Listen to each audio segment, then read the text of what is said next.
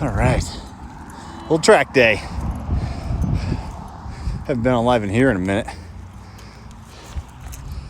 Nick, say hi. Can you wave? Can you wave? Huh? There it is. There it is. All right. Okay. Well, I haven't gone live in here in so long, probably nobody will show up for it, but all right. So, watched a really good podcast Kelly Starrett did with Rich Froning. They talked about how longevity is a big deal, right? So, a little workout for today. Hey, John, get off the track. Workout for today, real simple, right? 16 100s at about a 15 to 20 second pace, so not blistering at all. And then 20, 30 seconds in between. And just keep going, right? For a mile's worth of intervals. Throw an 800 on the front end or the back end. You don't need any equipment, but it's understanding what interval trainings does for you and understanding energy systems, understanding recovery, understanding what percentage or rate of perceived exertion that you're training at. So I know Brad knows all about RPE. They talk about that all the time at Velocity.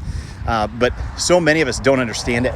They think that a workout like 16 100s has to be 16 max effort 100s, and that's unsustainable and unrealistic to expect from yourself.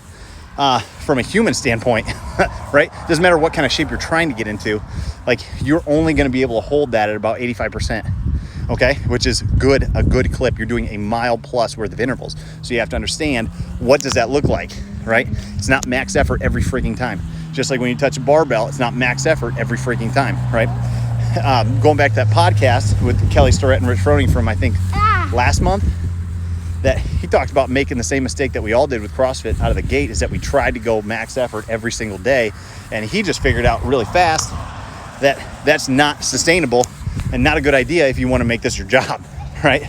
So how does that apply to the tactical athlete, to police? If any cops are listening, you need to understand that the whole idea of train hard for a job that can kill you isn't good if your training is also trying to kill you, okay?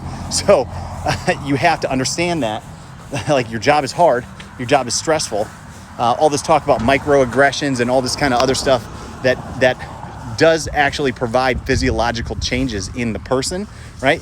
But we're hearing that from one side, that microaggressions do all this stuff physiologically and it takes a toll on a person, but it also goes both ways, right? So every different way, everyone is always experiencing these things. That's why when we say, hey, your job is stressful, your life is stressful, even if you don't realize it, it's happening, right? You are experiencing that stress.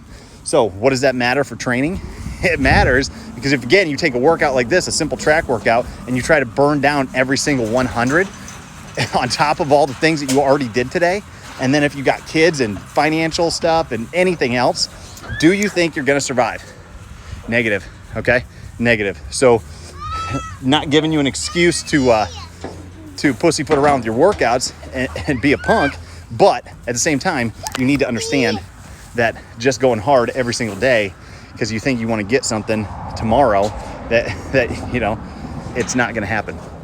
So there's your 2 cents for today, and I'm gonna try to do some more of these again.